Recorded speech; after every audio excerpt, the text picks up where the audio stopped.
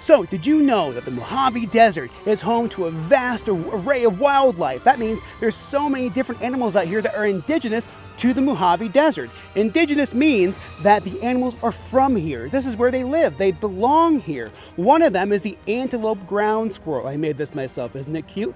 The Antelope ground squirrel is from the Mojave Desert. As a matter of fact, I have some other animals on these cards. We're going to check it out right now. So one day, there were these two red-tailed hawks.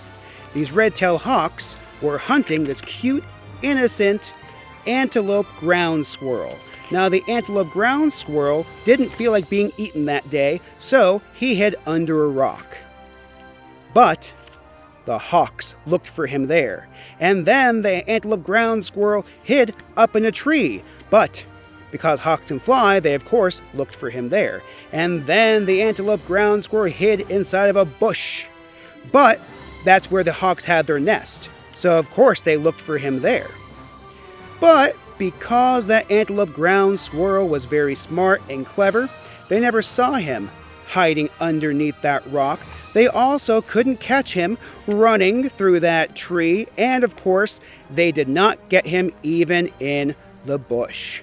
But there is a one time where the hawks had the antelope ground squirrel surrounded, and the squirrel really thought he was doomed, so he really hoped that there was a friend that would come and help him. You tell me, kids, is this last card another squirrel or is it a hawk?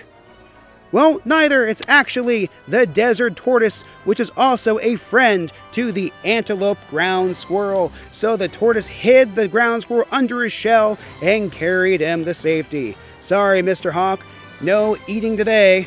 And that's the story of my red-tailed hawk, antelope ground squirrel, and desert tortoise.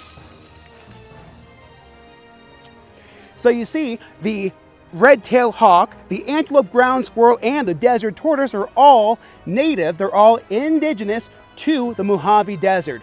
I would like to know what animals are indigenous to your area. If you're from Florida, for example, well, an alligator would be indigenous to the state of Florida. So leave a comment down below and let Joe know what animals live near you.